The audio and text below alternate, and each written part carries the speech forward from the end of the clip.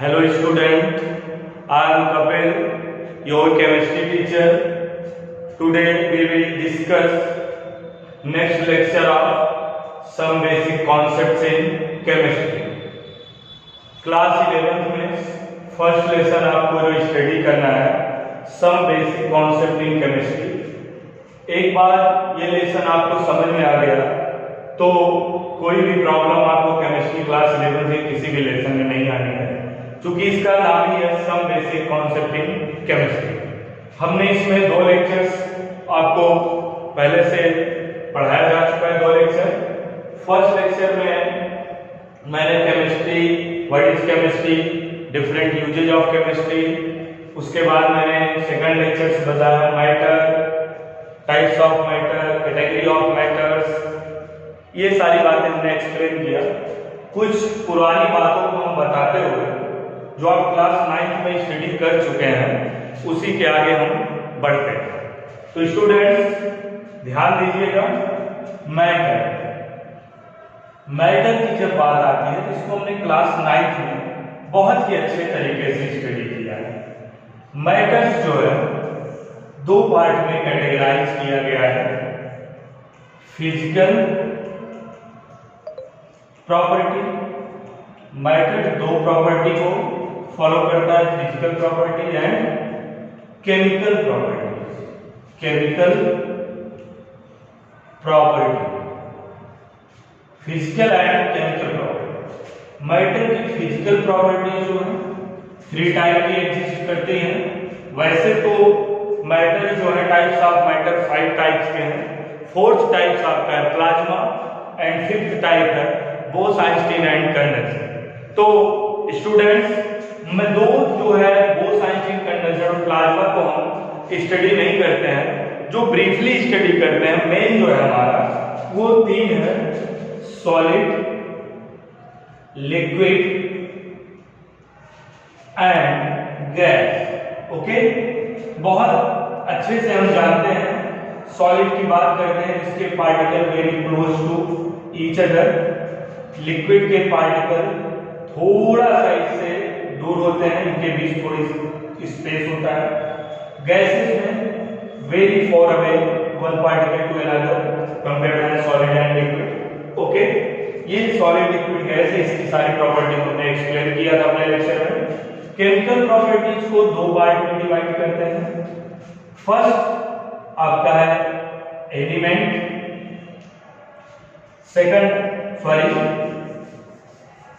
Mixture. Chemical property में हम mixture को स्टडी करते हैं।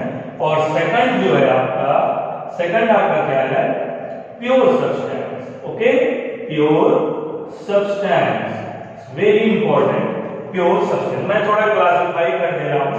मिक्सचर में 2 टाइप के मिक्सचर्स आपने स्टडी करा है, होमोजीनियस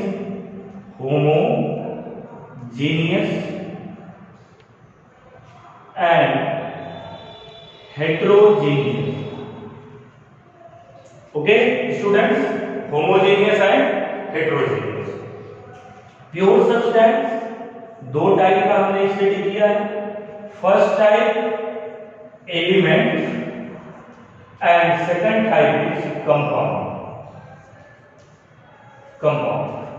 एलिमेंट्स के अंदर आपके कुछ एग्जांपल्स हैं। एलिमेंट 118 एलिमेंट अप्रॉक्सीमेटली डिस्कवर हो चुके हैं। Hydrogen, helium, lithium, sodium, magnesium, potassium etcetera. Okay, compound की बात करें तो आप देख रहे हैं H2O, CO2, NaCl, sodium carbonate, ये डिफरेंट कंपाउंड्स एक्सेट्रा। लाखों कंपाउंड्स हैं, मैंने आपको कुछ एग्जांपल्स दे दिए हैं। तो यहाँ पे हमने मैटर की बात की थी, केमिकल प्रॉपर्टीज और फिजिकल प्रॉपर्टीज एक्सप्लेन करा। अब तो सबसे इंपॉर्टेंट टॉपिक में हम आगे बढ़ते हैं जो आपके लिए लेके आए हैं। कैसे कोई chemical substance, 1 chemical substance, 2 chemical, 3 more than 3 chemical substance आपस में रिएक्ट करके कुछ नया फॉर्म करता है। इस बात को हम इस लेक्चर में लेके आए हैं, जो कि इंपॉर्टेंट है। क्लास 11 में हम आज वही स्टडी करने वाले हैं। यहाँ पे हमारा जो है next lecture laws of chemical combination, जो हमारी स्टडी करने वाले हैं laws of chemical combination, very important lecture, laws of chemical combination. आप जो है नोट्स भी बना सकते हैं इसका, क्योंकि हर एक चीज आपको सही वे में बताई जाएगी, सब कुछ लिखाया जाएगा। Laws of chemical combination, chemical combination, chemical combination, laws of chemical combination. Okay, हम आज स्टडी करेंगे लॉज ऑफ केमिकल कॉम्बिनेशन। यहां पे देखिए, the chemical reaction takes place, the chemical reaction takes place different certain laws, there are called laws are given below. First, law of chemical combination. There are 5 types law of chemical combination. First जो है आपका law of conservation of mass, law of conservation of mass, law of conservation of mass. Second आपका है law of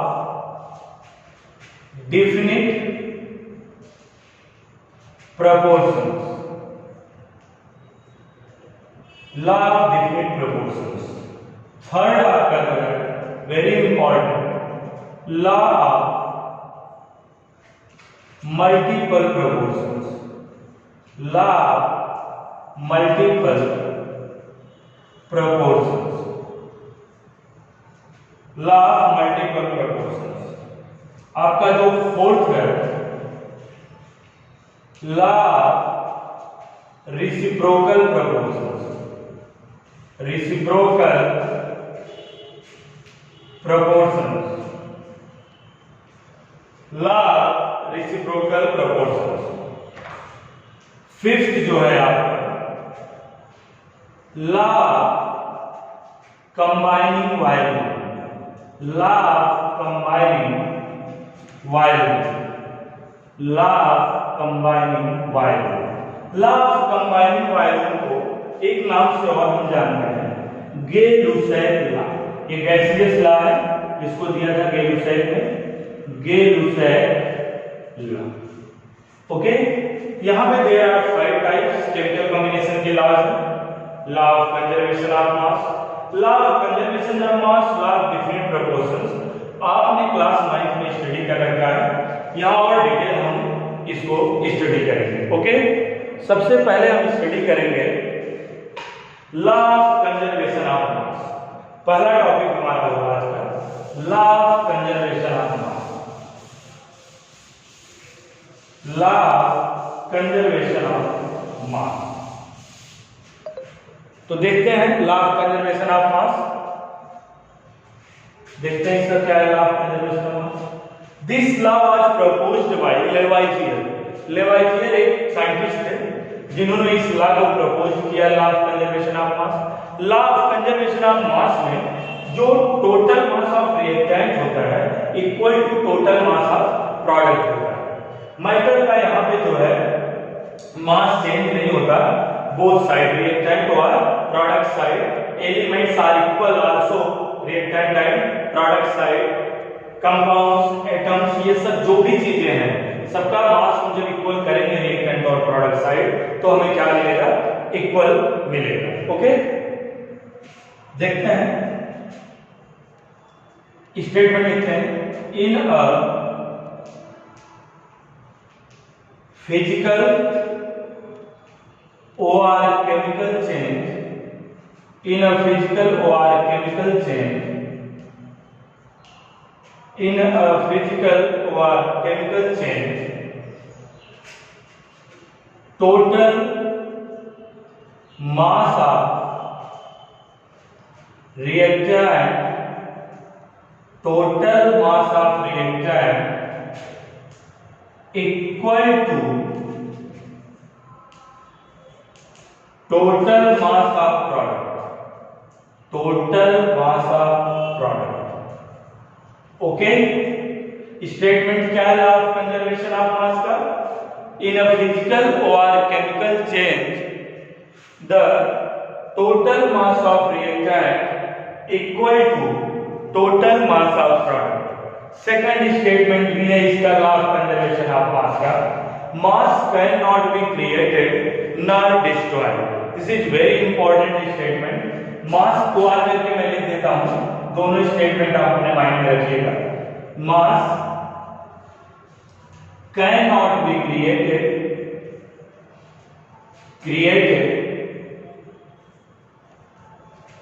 nor destroyed. Okay, mass cannot be created or not destroyed. Very important. मैं यहां इसको explain करता हूं.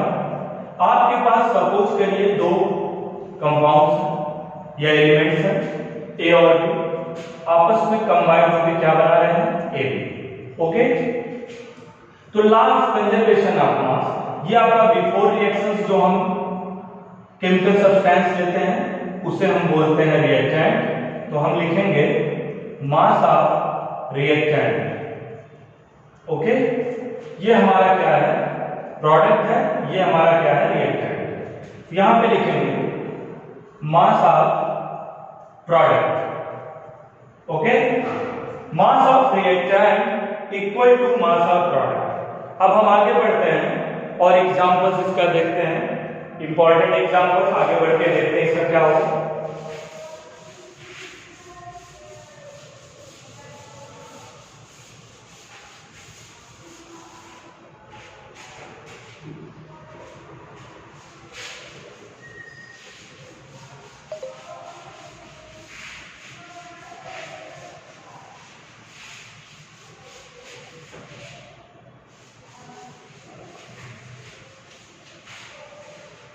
Law of conservation of मास में example देखते हैं.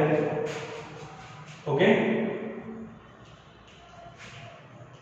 AgNO3 silver nitrate react with NaCl, then form of product AgCl plus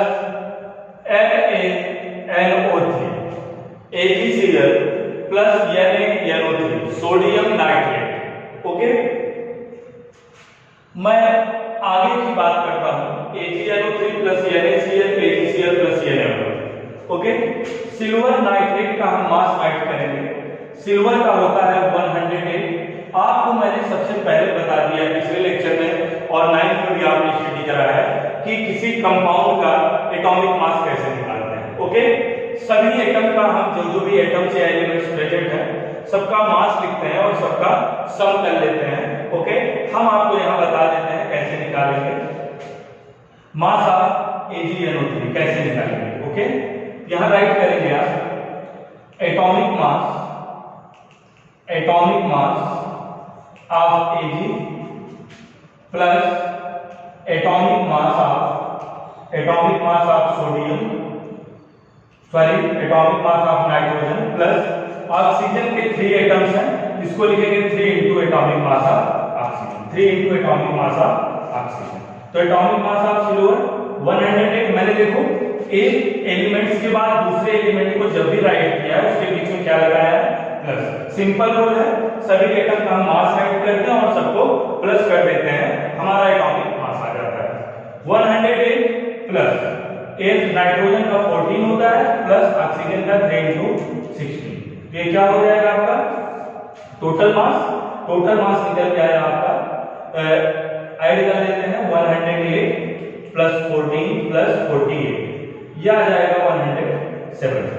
okay, ये आपका एटॉमिक मास टोटल आ गया AgNO3. वैसे हम NaCl का निकाल लेंगे. ओके, इजीली है, हम ये कर सकते हैं. यहां पर लिखते हैं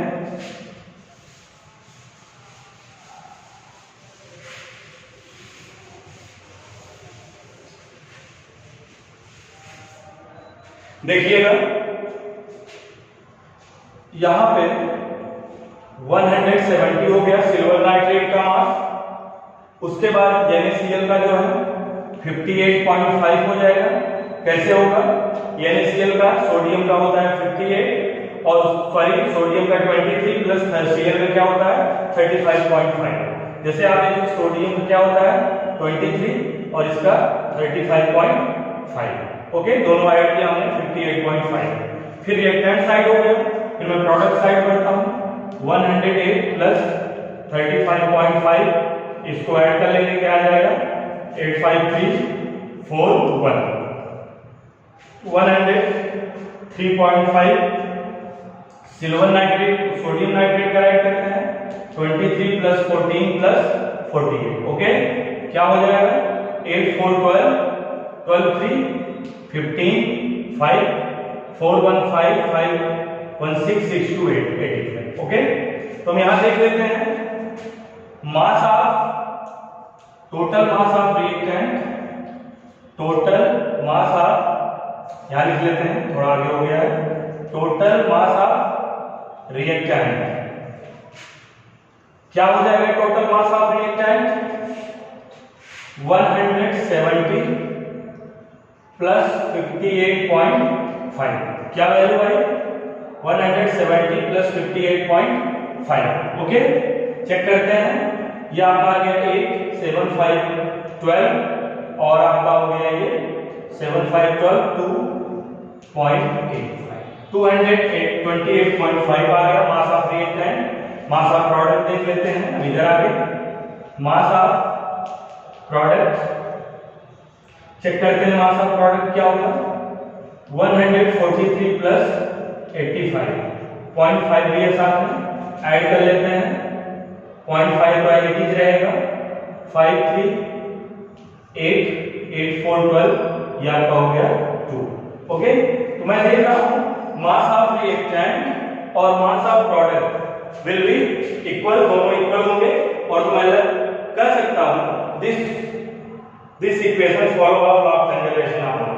कोई भी केमिकल रिएक्शन, अभी ये जान लो, अभी तो ये लॉ ऑफ कंजर्वेशन ऑफ मास सभी इक्वेशन के लिए वैलिड नहीं होता, आगे अब जैसे ही पढ़ेंगे कुछ प्रोडक्ट्स हमारे क्या होते हैं वो एनर्जी रिलीज हो जाती है जिसकी वजह से ये law of conservation of mass follow नहीं करते, लेकिन मोस्टली जो है law of conservation of mass follow करते हैं।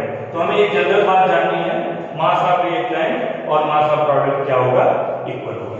ओके, तो मैं यहां देख सकता हूं, अभी हमने देखा mass of reactant equal to mass of product. कोई भी इक्वेशन आप ले लीजिए, you know magnesium burn with air then form of product magnesium oxide। Equation balance कर लो, क्योंकि जब तक आप बैलेंस नहीं करेंगे एलिमेंट रिएक्टेंट और प्रोडक्ट साइड डिफरेंट हो जाएंगे, जिसकी वजह से क्या होगा law of conservation of mass valid नहीं होगा। ओके, तो O के 2 एटम्स है, यहाँ O के 1 एटम्स है, मैग्नीशियम के 1 है, तो यहाँ पे क्या करेंगे O के 2 एटम करने के लिए यहाँ मैंने 2 लगा दिया। अभी Mg क्या हो गया मैग्नीशियम 2 एटम्स हो गए, यहाँ मैंने बैलेंस के लिए क्या लगा दिया 2। ओके, तो मैं देखता हूँ मास ऑफ रिएक्टेंट। ओके, इसका मैग्नीशियम का 12 होता है मींस 24 हो गया, 24 2 जा 2 into 24 और O2 का हो गया 16 into 2 32 और इसका हो जाएगा 2 इन ब्रैकेट 24 प्लस 16। ओके, देख लेते हैं 2 4 जाए 2 2 जा 4 और ये 32 और इधर देख लेते हैं प्रोडक्ट साइड क्या हो जाए 2 into 6 4 10 0 2 1 3 4 80 हो गया। ओके, तो मैं यहां देख लेता हूं 48 और 32 क्या आ गया टोटल आपका 80 हो गया और इधर भी 80 हो गया। Okay, mass of reactant equal to 80 और ये आपका क्या है मास ऑफ प्रोडक्ट। ओके, मैं जानता हूं according to mass of reactant equal to mass of product, we know that mass cannot be created nor destroyed according to this law।